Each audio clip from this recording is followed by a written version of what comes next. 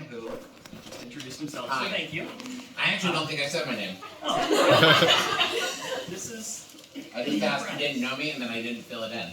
You don't know me? Tough. Well, for the four of you who don't, Travis is a podcaster, comedian, actor, and 4-time New York Times bestselling author.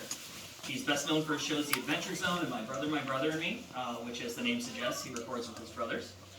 His podcasting success has evolved into a streaming television show, graphic novel series, a board game, and Travis has even literally podcasted his way into a role on the movie Trolls World Tour. Right.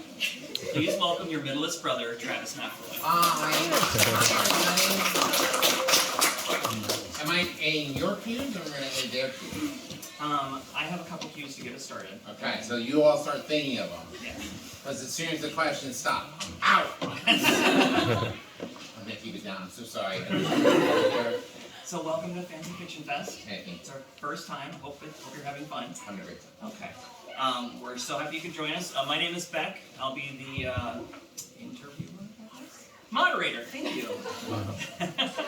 I'll ask the questions for a while, and then we'll let everyone else pick. Okay. Since we do have some people here that aren't familiar with you, how would you describe like your career, like what a podcast is and stuff, to someone like who has no clue? Like to my grandma. Yeah, that's how I explain it to my father-in-law.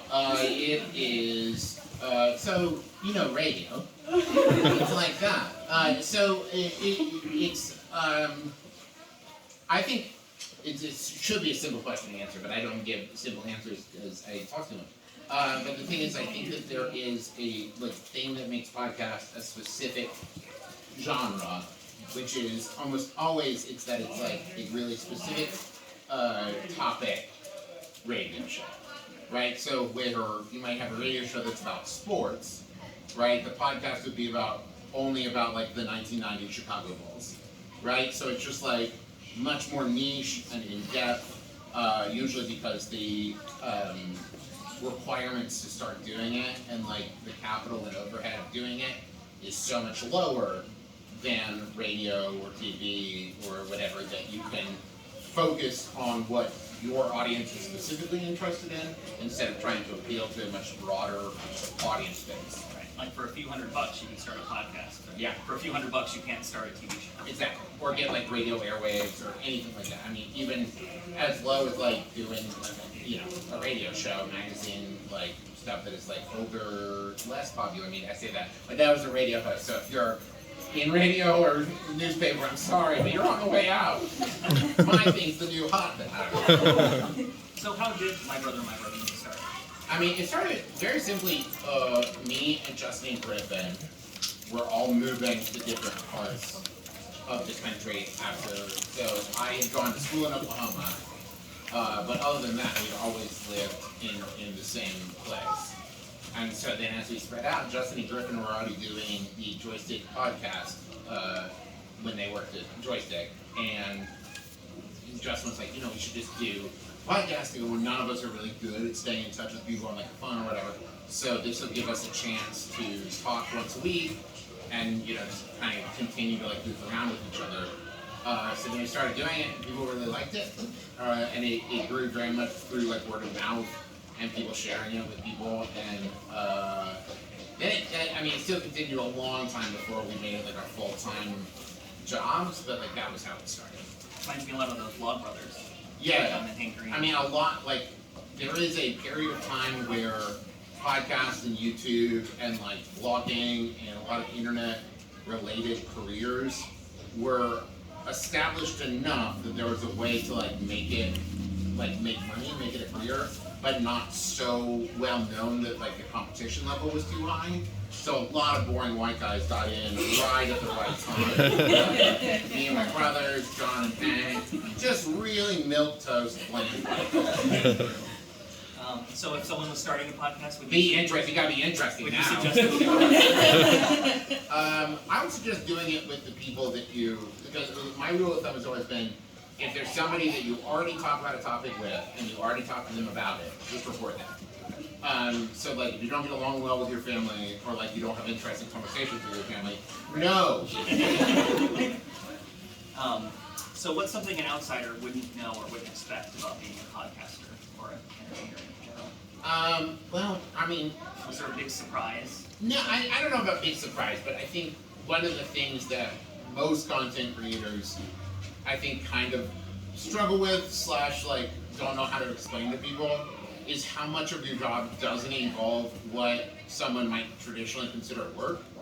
Of just like, if I calculated the amount of time I'm actually sitting down, like recording or editing or writing, it's not even half of the work I do, because a lot of the times it's like I'm just thinking about stuff and like having ideas.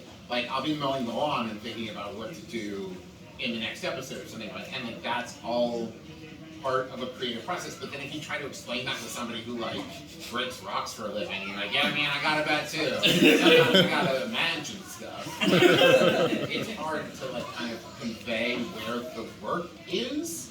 And so I think one of the things that a lot of like people in their like creative content creation arcs talk about is like risking or even encountering burnout because you hit that feeling of like, I need to feel like I'm working. I need to be doing stuff constantly, or else it all feels like a sham and it's all gonna fall apart in me because I'm not doing anything. Right. And you forget that in those in-between times, it's often where it's just like, oh, I just figured this thing out. I knew what I'm gonna do next. So do you have any fallbacks for when you have like a writer's block or a creative block? I try to go to sleep. Really? Is I thought not a jet like when I'm like I can't think of anything and I'm really like feeling cold in 8 different directions. I'll like lay down and close my eyes, and there's something about that, the way my brain works, is like, all right, time to think. And I'm like, no, but it works. And it's that, and like mowing the lawn works, going on a walk works, anything physical or the opposite of that, because like I have ADHD and my brain often is like, as soon as there's no stimuli, it's like, all the stimuli is going to be internal now. And so it just starts thinking about things I've been worrying over. So like I remember when I worked at the Shakespeare Company, I was a set designer and technical director, and like I couldn't figure something out. Literally, I would often figure stuff out in dreams. Like I'd wake up and be like, I know how to make it stick. Because it was just like my brain, as it was falling asleep or as it was waking up, was like, I've cleared everything and now I can just think about this 10 o'clock and obsess it. Well, sometimes. Sometimes it means I don't fall asleep until like 3 o'clock in the morning. Because I have one dumb joke in my head. There are times where I have to tweet jokes, not because I think they're funny, not because I like them, because I can't go to sleep until I tweet it out. I need to get outside of my brain, and it's everyone else's problem. So have you found your process or the way your career has changed now that you've become such a, like, the graphic novel has become such a huge hit? Like, No. No, I mean, it has opened up like opportunities to like go to events and like book signings, and there is something nice about like having a tangible thing. I mean, as much as I love doing podcasting, and I do think, I mean, it felt newer 5 years ago. Who knows what the next thing is going to be? TikTok, probably. But it's nice to have a tangible thing that like my daughter can look at. Well, I have 2 daughters, but only one of them cares. It's nice to have something she can look at while the other one's like, who are you? And she's 2.5. She doesn't get who I am yet. I'm just funny. And that's great. I love that. I'd much rather have people think I'm funny than know who I am. Than know who I am and don't think I'm funny. There's plenty of those people. Go away. But I think it's funny because I think that in the entertainment industry, the people who tend to control the money and be like up at the top are out of touch at times. And so there was a long time where like when we just had a podcast and like our agent was like, they're really popular, people listen, they're like, okay. And then as soon as like they have a New York Times best-selling novel, they're like, great, I know exactly what that is. Awesome. And it's like, nothing, guys, that's nothing. But like to them, that is a concrete example of success. That's part of how I got you in the door. Right. I'm like, oh, this podcaster is awesome. They're like, well, it's the library. I'm like, he has a graphic novel. Sold. Yeah, right. Yeah, it's a nice. I mean, like in the TV show you mentioned, it was like 1 season of like I think 8 episodes. But it's like, here's a video that we're in, and people are like, I understand video. Awesome, man. All right. So since we are in a library, let me ask you: do you have a favorite book? I do. I have a favorite book that is also my favorite author, that is also my favorite book series. So my favorite book is Murder on the Orient Express. And my favorite author is Agatha Christie, and my favorite character series is Poirot. I've listened to or read all of them. And I just started listening to Miss Marple on the drive up here, which is very good. This Agatha Christie, if you guys haven't heard of her, she is going places. This young writer has, Jessica Fletcher? yeah, it's sort of, she's a Jessica Fletcher type, definitely trying to do what Murder, She Wrote did, real copycat. It's just, to me, it's just, and I'm not breaking any new ground, but saying that, like, Agatha Christie is maybe the greatest mystery writer ever. But it really is like a roadmap of like, here's how to unravel a mystery in a way that like the thing that's great if you've never read Agatha Christie murder mysteries is like, she doesn't withhold anything. And so there are a lot of like, I love murder mysteries and I've read or listened to a lot of them. And a lot of them like halfway through the book will like introduce like, here's the thing you didn't know the whole time. And it's like, well, how could I okay.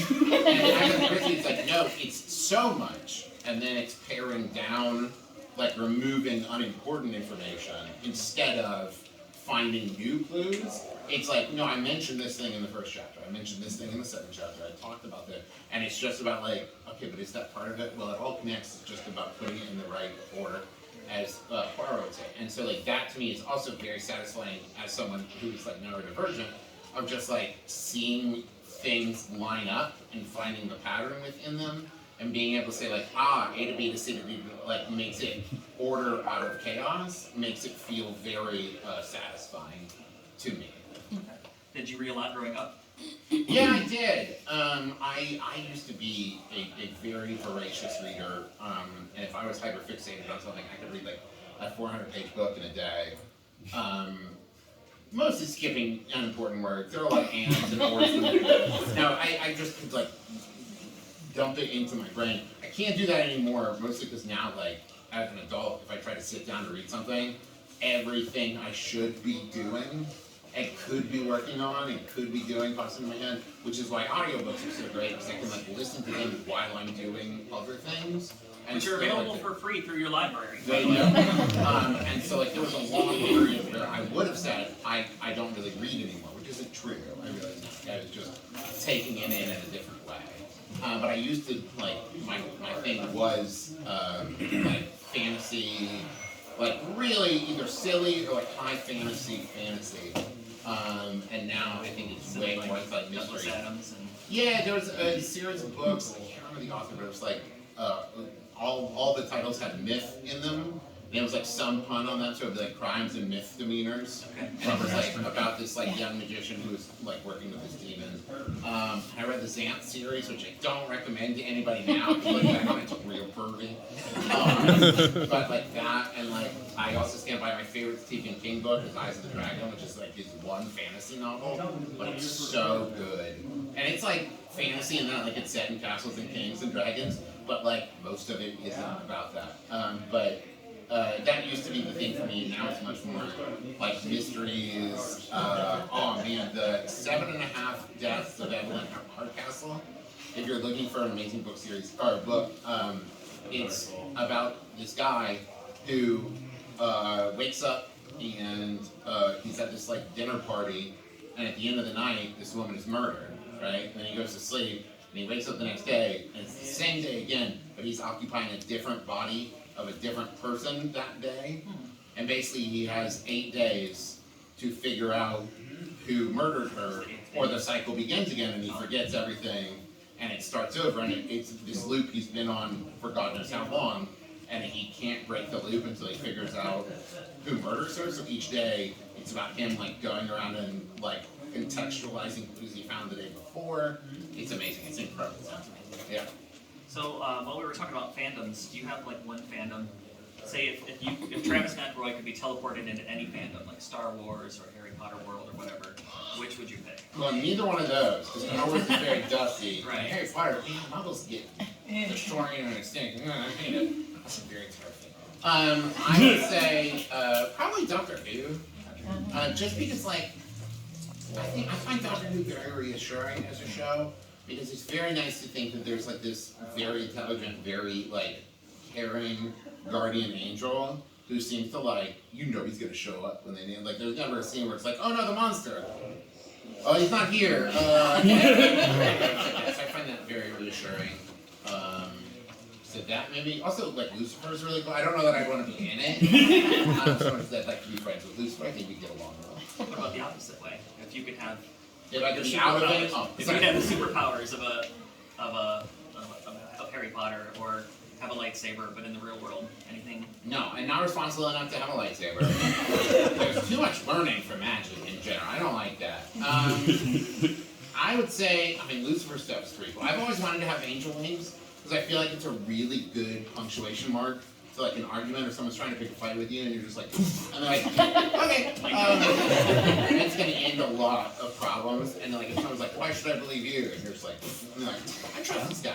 I just think that would be a very cool, very dramatic thing to, and then it would make a good entrance. Yeah. And it's a way of flying that I understand. How Superman do it? Nobody knows. I don't trust it. He flexes his butt really hard.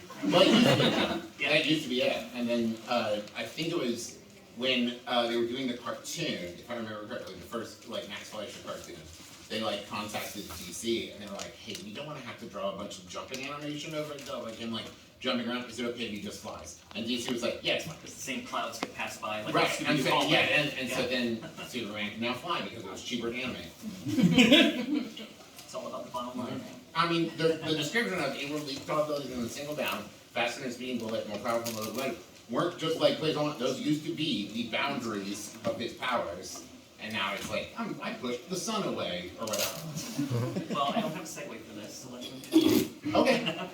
So, the Adventure Zone, you're currently, well, it's currently airing, that's season 2. You've already pre-recorded all of it, right? Did you have any misconceptions about DMing before you took the reins for your first time? Yeah. Like, I run a D&D game for the library, and I get a lot of kids that are like, how do you do it, how do you do it? Like, do you have any suggestions for people who are learning how to be a DM or want to be a DM? Yeah, do like one-shots first. Don't try to start on like a big, 38 episode thing. It's really hard to assess. No, I would say like one of my big misconceptions going into it is I felt like the key was like, I thought of it like a set designer, right? Where it's just like when someone asks which way does the door swing, and like what's hanging on the walls, and what's, how tall these flat, that I needed to know everything and have it all figured out and have it all done. When really it's a lot more of like the hardest part of DMing isn't figuring everything out ahead of time. It's seeming like you did. It's like keeping like a loose hand on the reins and being willing to just like follow which way your players are going. And if you have too many preconceived notions, which I think during graduation I was very guilty of, then you're steering them instead of the other way around, where you are not the driver, you are the vehicle, and they are the driver. And I think it took me a lot of failing to figure that out. And so I think like, and when you're playing, if the DM is doing a good job, it doesn't feel that way, right? It feels like they're throwing you balls and you're catching it. But really, it's like the other way around. They've caught the ball, you hand it to them, and they throw it back to you. And so like, do one-shots, and be willing to be bad at it at first, because like, you will. It's a huge, difficult skill to learn. So I have to know, who was your favorite character to play? Magnus, Devo, Aubrey? My favorite character to play? Yes. It's always a really close race, because my favorite character is Magnus. And it was really fun to play Magnus because it was very easy to make decisions. And when I was doing that, it was very like front of mind, like I was very in it, and so it was very much like, I don't have to think like, well, what would Magnus just do it? And it was great.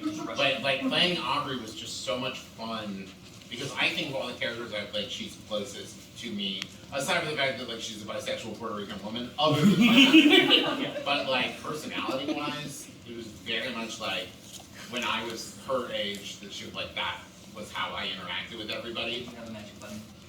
I mean, yeah. No, I would love to. But I think that was probably the character I related to most closely. But that also sometimes made it really hard to play her because I love her.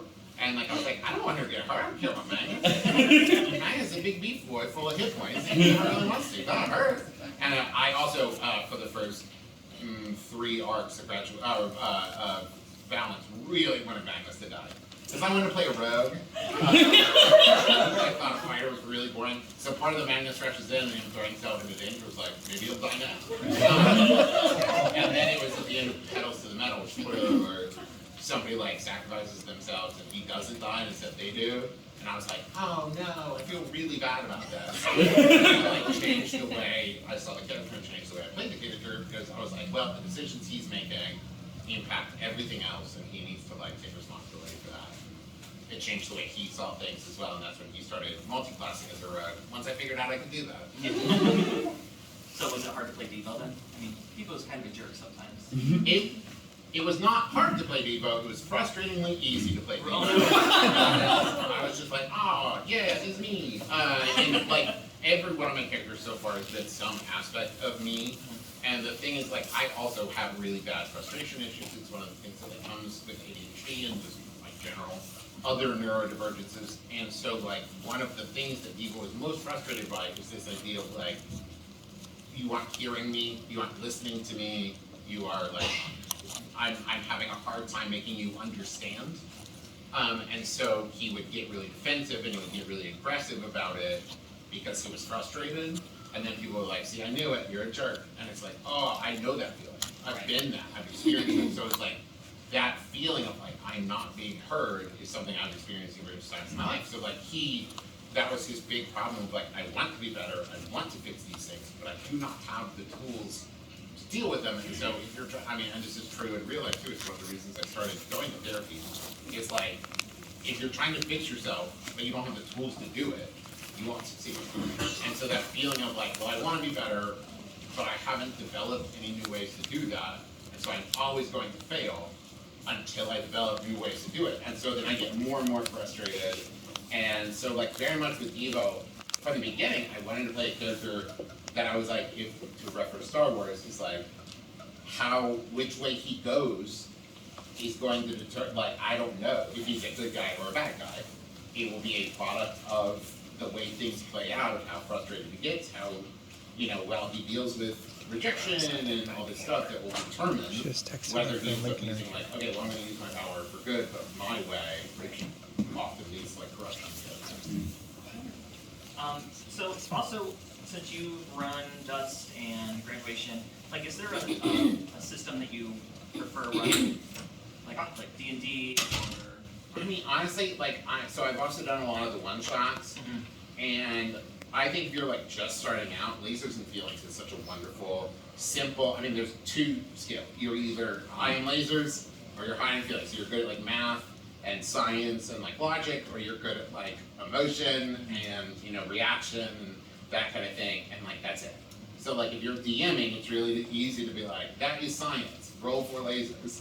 That is, you're angry, roll 4, and that kind of thing makes it a lot easier to do, and it also like has a lot of those tools like built in where it says like you can roll this to determine what the setting is, and then roll this to determine what the convocation is. And so that to me is a game that really increases your ability to like role play and have fun with the DM. And so like if you're trying to build a gaming group and you're trying to get people in who maybe are like, I don't know about D&D, I don't know, like something like Lasers and Feelings, where it's just like, okay, listen, the focus of this game isn't about winning, it's about like having fun doing these like silly things, and like that to me is a really good like onboarding. So I as much as I love Monster of the Week and I love Urban Shadows, and for all its faults, I like D&D. But you have the aspect of trying to figure out something that'll also translate well into the podcast. Yeah, I mean that's the other side, especially since we are not good at actual play. That is not what I would say Adventure Zone is. I mean, I think it's more of a storytelling like podcast where the like structure is the game. But there are plenty more like actual play podcasts where it's like you want to learn what it's like to play the game and how to play the game and how to do it right. Listen and watch those. But ours is much more of like, it's like a writer's room where the scaffolding that we're building on is the game. And I just want to say I'm a huge fan. Thank you. Thanks. With that, we can open the floor up to questions. We did have a couple people that wrote in specifically that they wanted to ask questions, so I will start with them if they are here. Is Lauren Reschens here? didn't want to answer that, but Okay. How about Justin Hoyer? Yeah, that's me. Oh, all right then. I like your beard. I did it for you. You stand on your head, you'll be in twinsies. I know, it's perfect. I actually came up with a different question. Okay.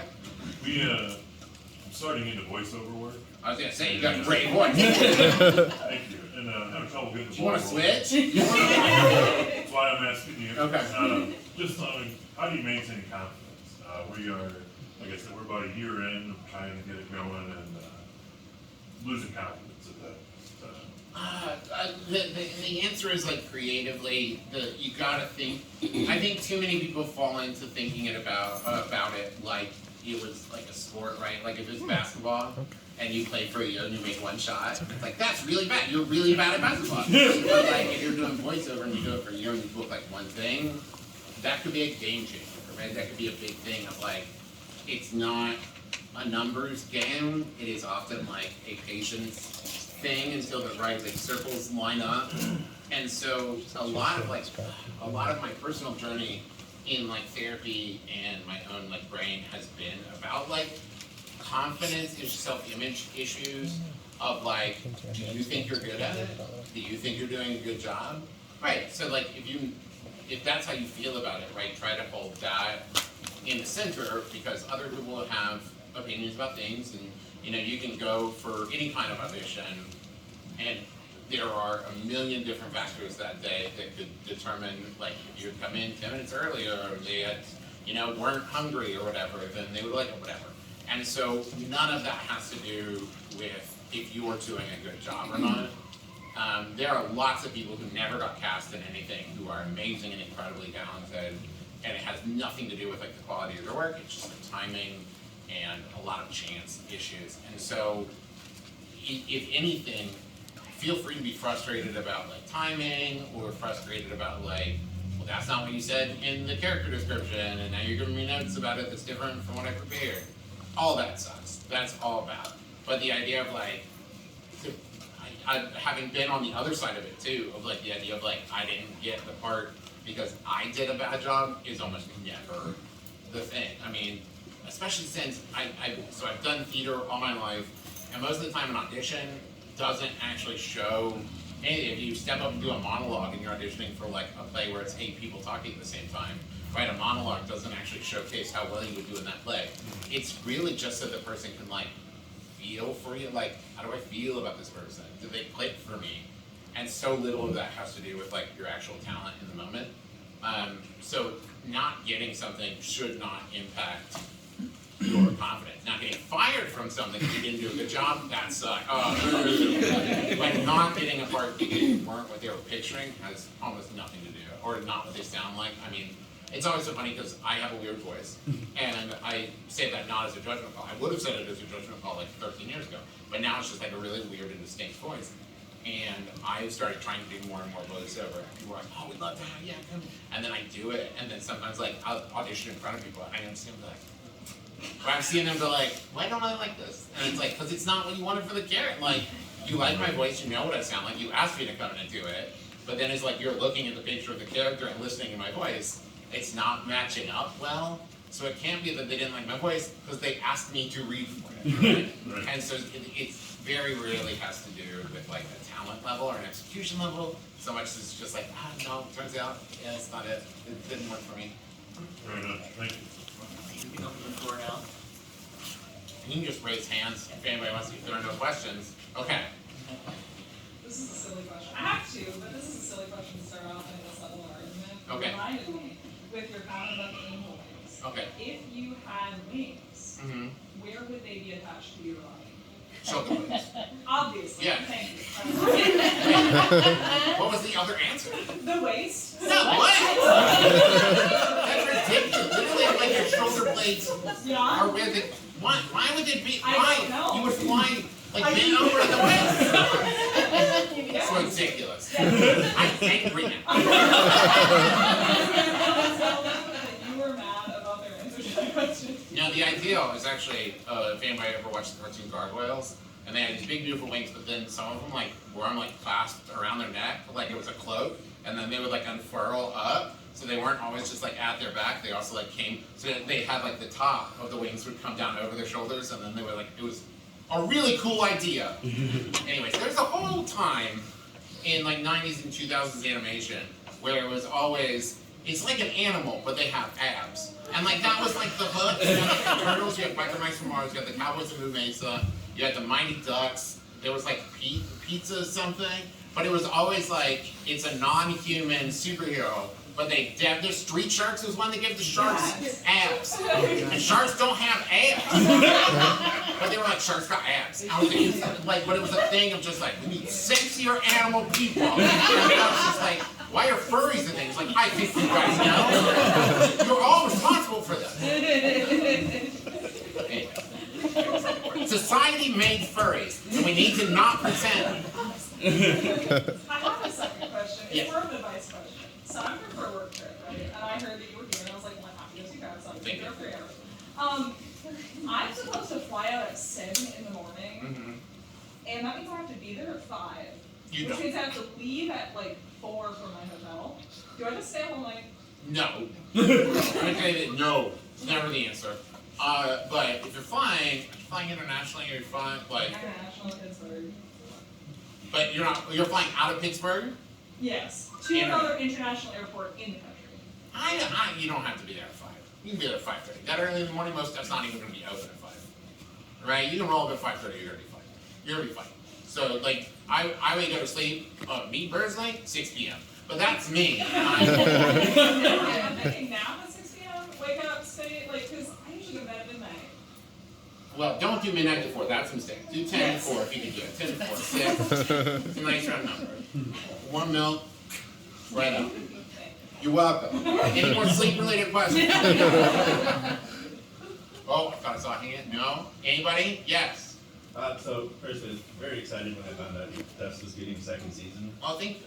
Yeah, like, how did that come about? Well, so I'm trying to remember what it was. So I finished the first Dust with like the dude saying like, I need you to go get my daughter.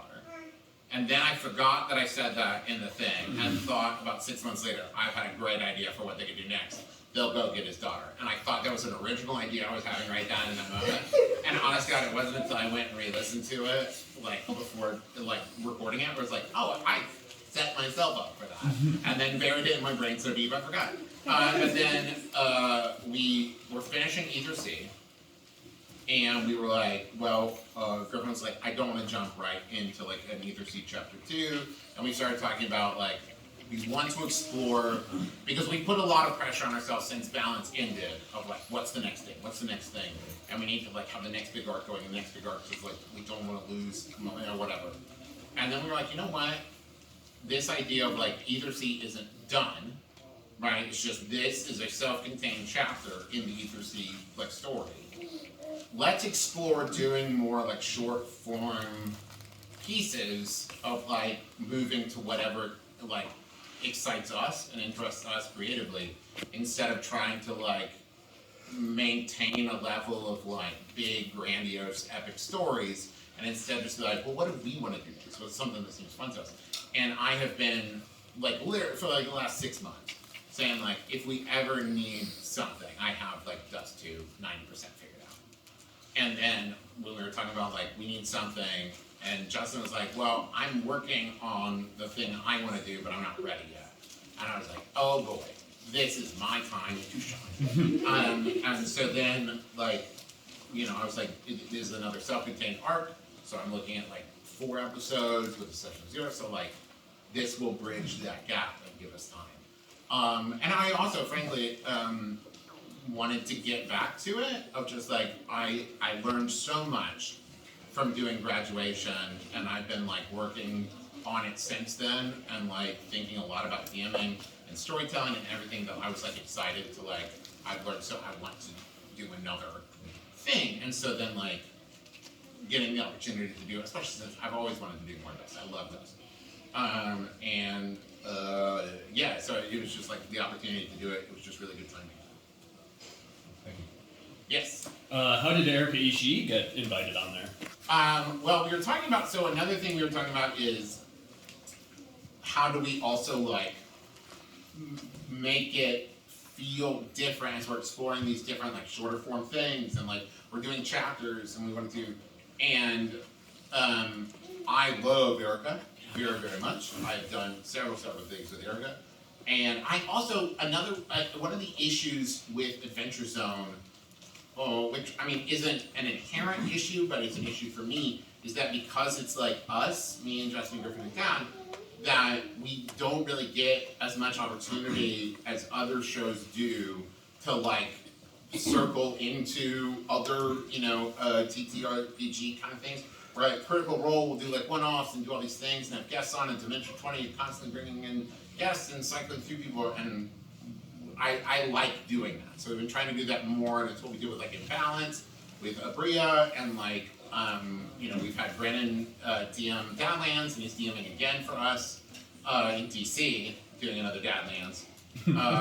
And you'll hear us announce this soon, so I'll just say, in San Jose, Abria's gonna come play with us, and I'll be DMing, and we're doing a like Ghostbusters themed game in the Winchester Mystery House, which I'm very excited about. But basically, I want opportunities to like bring in more people, also people that aren't like 4 straight cis white dudes, where it's easy to be like, well, we don't have any options because this is your family. I'm like, okay, but we could bring in other people. And like one of the things Justin's doing, Blades in the Dark, and one of the cool things about Blades in the Dark is it's about a crew of people. So one of the things we're also like kind of looking at with that is we have the opportunity to, within that, be like, we need 2 more crew members for this job. This is a 5-person job, so we're gonna bring people on for this, and maybe those would be good. So just looking for opportunities to like expand our like table a little bit more, both like literally and metaphorically. And I just love playing with Erica, so it seems like an absolute slam dunk. For sure. Thank you. Yes. Mine is also kind of sort of an advice question, Sure. but also to provide some context. I started listening to Balance at the start of the summer, and I was in the gym the first time I ever listened to it. So now every time I go to the gym, I have this instinctual like urge to listen Yeah, to the we get a there's a quiet bell ringing in the background to establish a Pavlovian response. So when I got to the last episode of the Balance arc, I almost like fully cried, but I was in the gym. Yeah. I was like on the Stairmaster, so I was going through a lot of emotions at that point. And I was also Next time that happens, just switch to bench press. Because if you're crying while bench pressing, people are like, wow. You're working really hard. That's how much you're going to do. That's true. If you're in an empty bar and you're crying, it's the saddest thing. I was also in the gym when, like, spoiler alert, sorry, when Justin as Taco said who to Luke. Yeah. Like, yeah. I had to stop what I was doing and like take a few deep breaths because like chills ran through my body when I heard that. It was really good, but people have like looked at me really funny because they're just like, he was fine a second ago. What is he listening to? In this day and age, there's so much badness in the world. I think it's weird if people don't spontaneously. If I see someone whistling and walking down the street, I'm like, that person's a serious. Because I was doing like bench presses around like a bunch of football guys, and as a theater person as well, being in the gym scares me enough. Next time you start crying, just yell out like, Grandpa, I missed you! It's about his grandpa. I can make sense of that.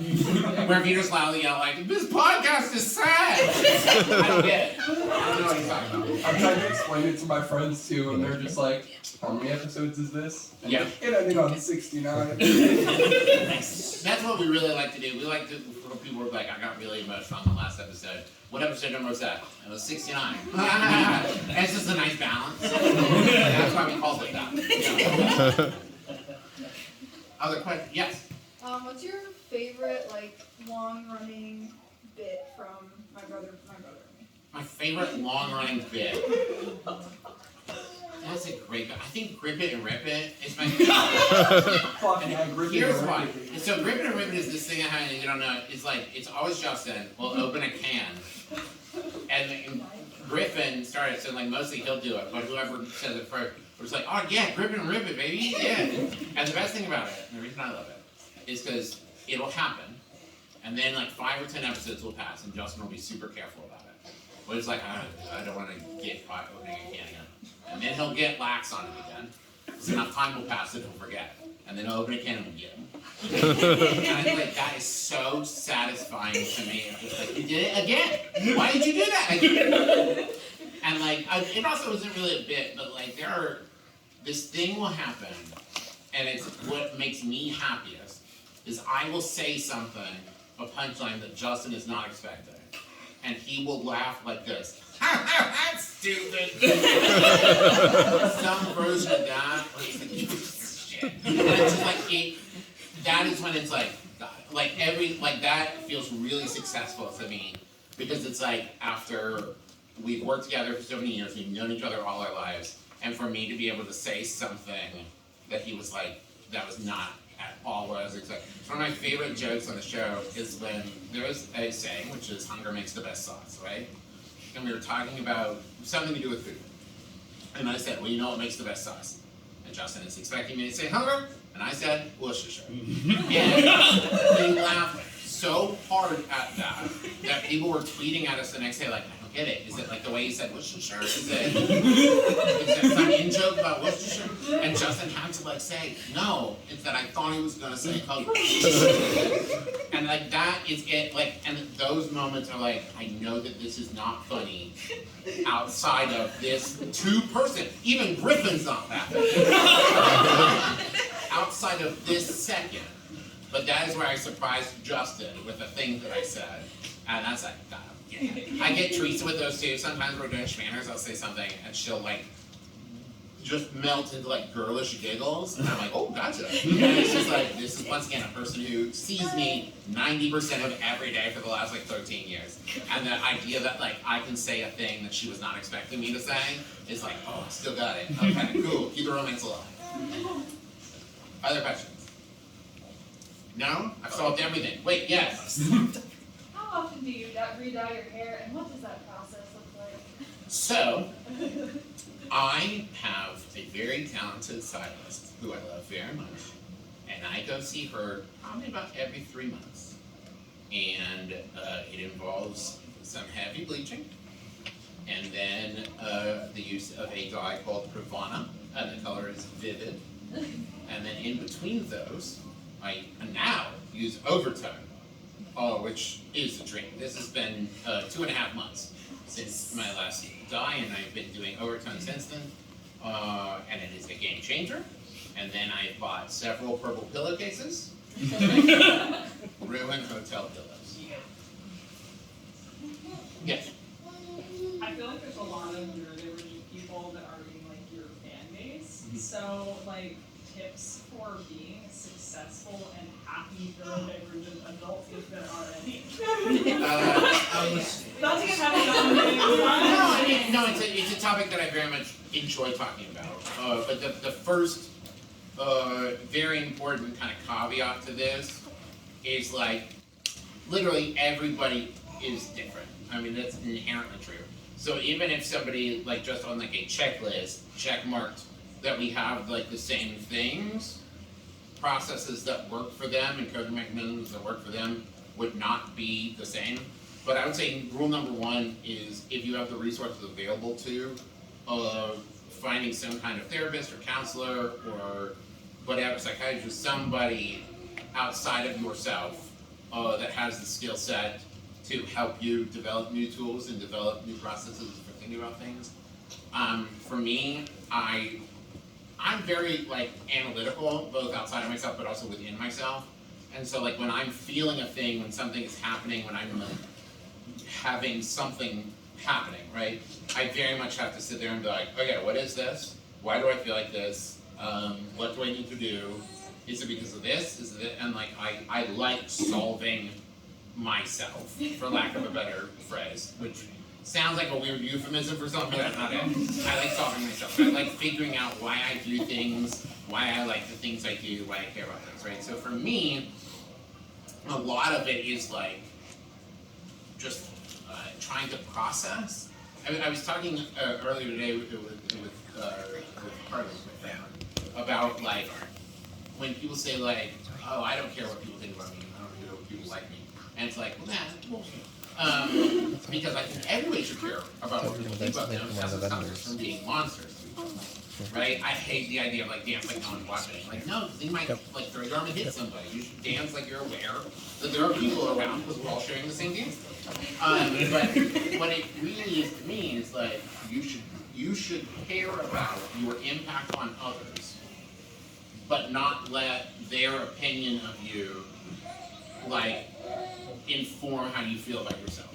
And finding that balance for me has been like one of the hardest parts of my mental journey of like, and the reason is not because I just rang my wallet from my phone, excuse me. Here's my phone.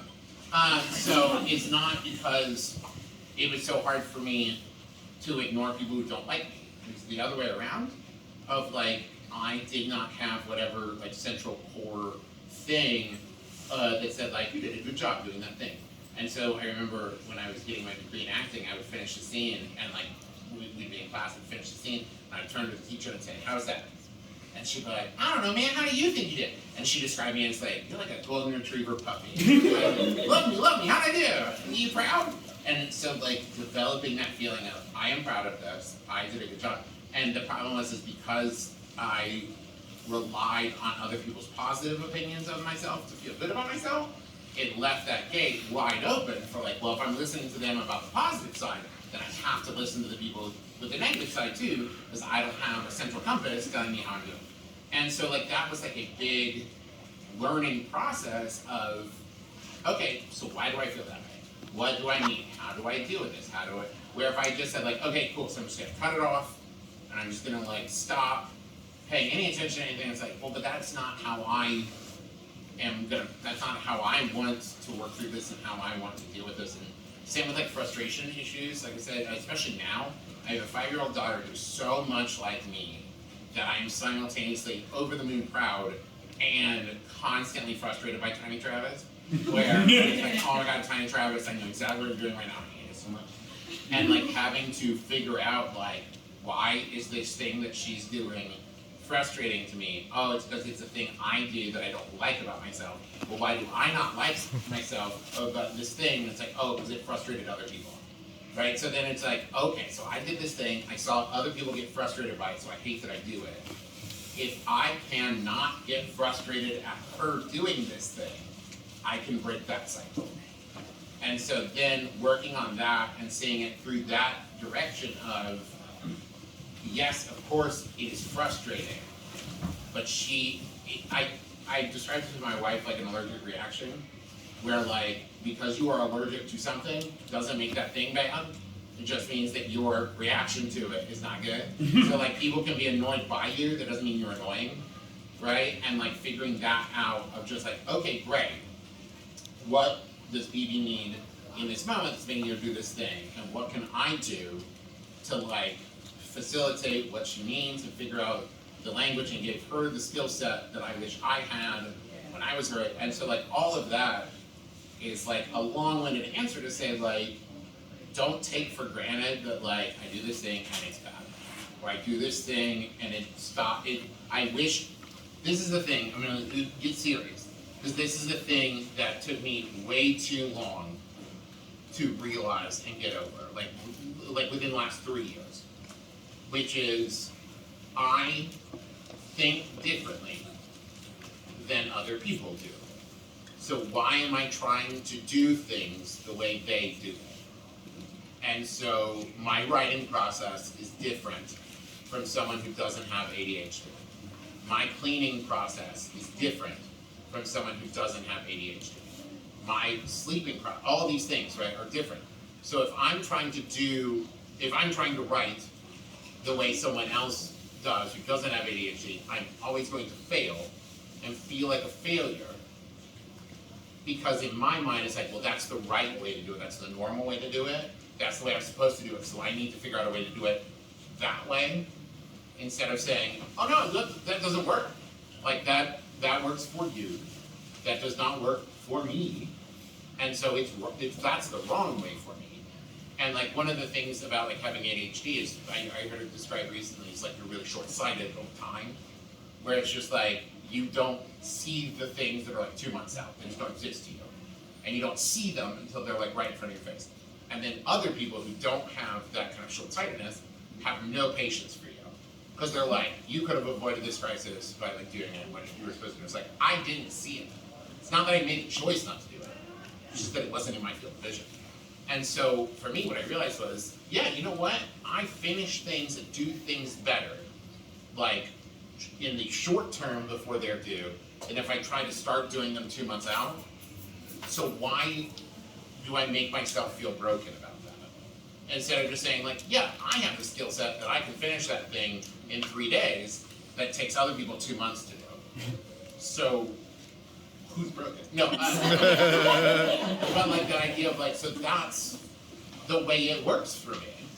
So why am I judging myself and being hard on myself when I found a way that works? It's just different from somebody else's way. That's a long-winded answer, but it's a thing I've been thinking about a lot.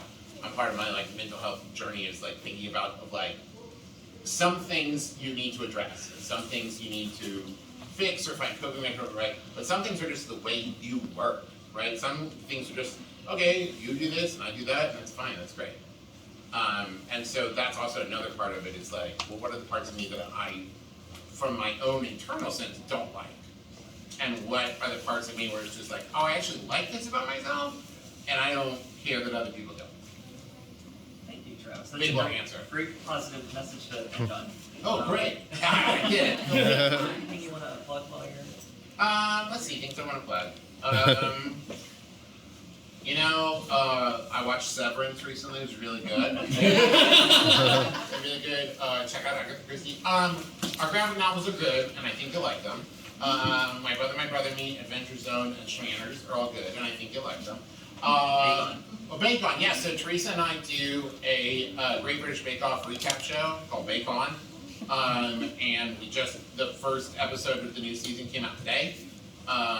And that's available. You can just search Bake On, you'll probably find it. It's a good season. It's gonna be a good season. I also do Twitch streaming, mostly Monday nights, Wednesday mornings, and Thursday nights at twitch.tv/the Travis McElroy. If that's your thing, you can go check it out. Well, thank you very much for joining us today. Thanks Let's for having give a me. round of applause.